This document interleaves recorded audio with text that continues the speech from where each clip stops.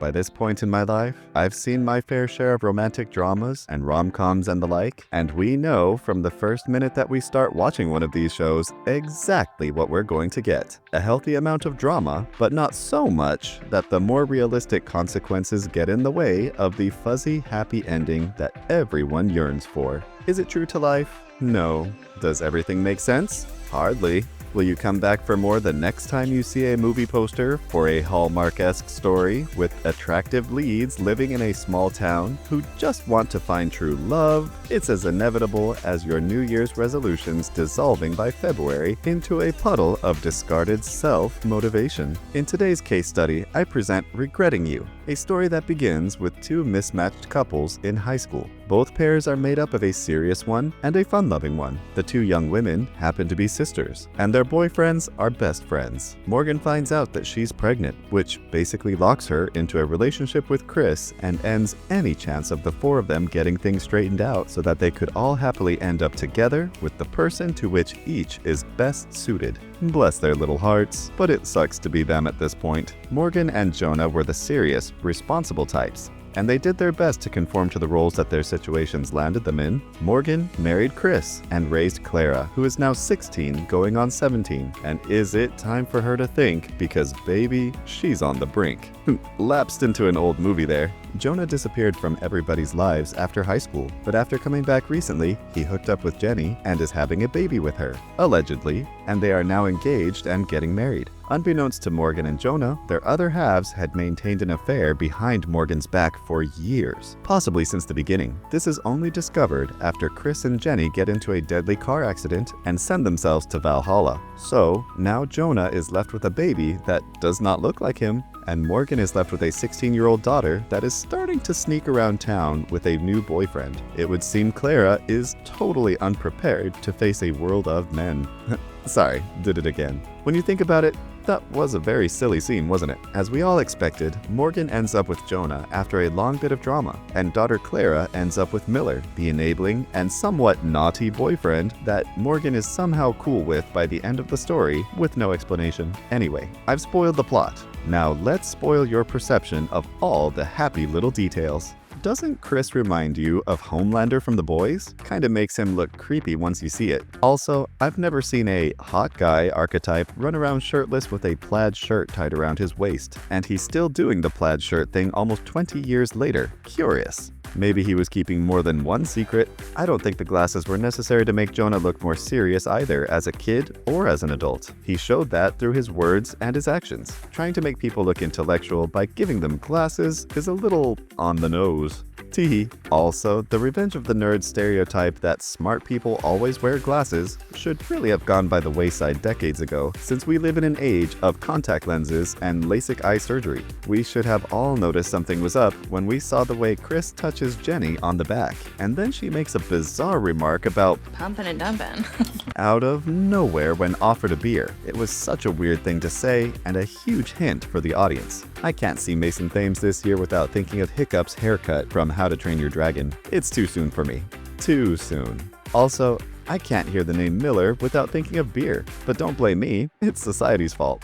It's Miller time. Yes, it's Miller time. Signposts can't be pulled up this easily. The bottom would be held by concrete, which is how road signs are made to stay put. If nobody else is going to, I guess I've got to say it. A guy that looks like and dresses like Miller would never be the coolest kid in school. We also never see anything to substantiate that claim. He's skinny, he works at the movie theater, and he's a little goofy looking depending on which angle the camera is pointed. That's why he made a good Hiccup. But he's not exactly a prom king or anything. Sorry dude, good job on the six-pack though. It's just like earlier this year in the movie Death of a Unicorn when they told us the teenage daughter was a maiden of pure heart. Several times, but she in no way exemplified it. In fact, she was kind of obnoxious. You can't just tell the audience something like this in order to make us believe it. You have to substantiate it. If Miller was the coolest guy in school, we need to see why.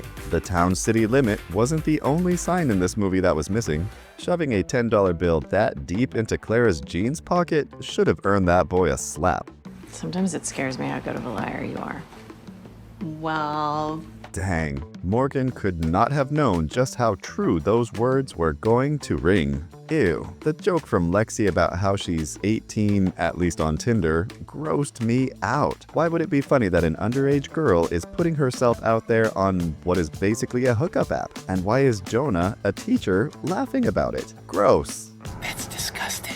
Once you know that Chris and Jenny are having an affair, everything they say when they're around each other takes on a new meaning. You may want to rewatch the beginning after finishing the movie the first time, just to catch all the little hints. The family is talking about cheating, and Lexi comes out with, Just because there's a goalie doesn't mean you can't score.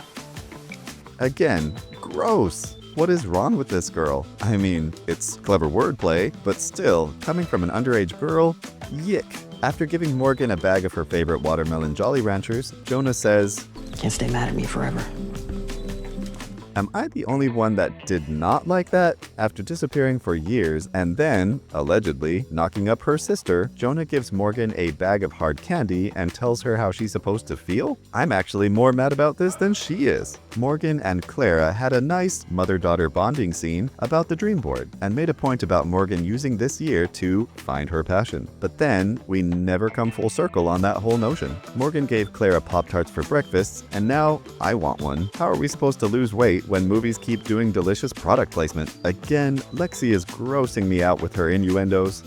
Right. There are all different types of rides, Clara. An underage girl talking like this makes me grimace. Jonah was supposed to be the serious, intellectual one, but 17 years later, and now a teacher, and his pecs and arms are still popping out of his teacher sweater? It's an assault on reality. High school teachers do not look like this unless they are coaches or something, and even then, rarely. Instead of saying something like, it's okay, I'll be right there next to you, you don't want to miss your own father's funeral, Miller drives Clara away from the church, which is something she will probably regret for the rest of her life. Way to be a tool, champ. He then acquiesces to get Clara some weed so she can get high. Apparently, he's never heard that people who are sad and depressed can sometimes be made much worse by smoking marijuana. Another brilliant idea there, Miller time. Also, did you realize that when Clara grabbed a cookie from the donated foods left by their front door, it wasn't just an act of defiance towards her mom? This girl had a case of the munchies. Did you also notice that when Morgan is beating up her dead husband's car, she goes in for a punch, but somehow it's her foot that kicks down the exhaust pipe? Also, who welded that thing? They need to go back to training if a lady this skinny can detach it with one kick. Jonah realizes that the baby isn't his, yet he decides to take care of it anyway? I don't know, ladies. This is a tough one. A lot of guys would say sayonara once they know that they've been betrayed like that, and they realize that the kid isn't theirs. There may be a few who'd stay because they bonded with the baby, maybe, but realistically, the odds of that happening in today's world are slim. Efren going out with Lexi doesn't seem very likely. I doubt he'd be into a rough around the edges, girl boss stereotype like that. Buzz your girlfriend. Woof. He talks and acts a bit more like he's into musical theater. Holy crap, is that a young Paul Rudd in the clip from Clueless? My goodness, it reminds me how we've all gotten old.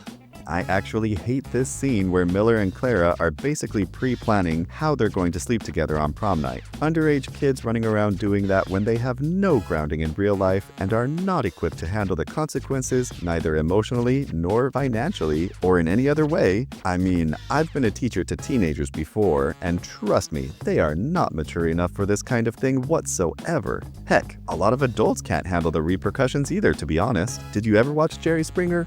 Dang it. Once again, getting old. Miller has a strange fixation on lollipops. Did you notice? Maybe he's just trying to quit smoking? Clara really deserved to get dumped. Seriously. She called Miller over to have their first time together only because she was angry at her mom. Then, she forces him to awkwardly sit through a dinner while she acts crazy and vindictive towards her mom and Jonah. She never took his feelings into account when you think about it. That boy simped out. Poor devil. Two teenage girls going to a cemetery in the middle of the night and getting drunk. Nothing could go wrong there. Just hope Jason and Freddy Krueger are taking the night off. Clara jumps onto her boyfriend at his workplace, and they then make out where everyone can see them. What they don't show is Miller getting fired when they get caught carrying on by his manager. Miller shows Clara and the group a montage of all the times he recorded himself planning to go out with her or take her to prom, even though he was in a relationship at the time. This is either very very touching or very creepy, depending on your point of view. And why Morgan is okay with a teenage boy focusing on her daughter to this degree is beyond me. I would be concerned about this level of obsession and the strange coincidences of him popping up wherever Clara happens to be.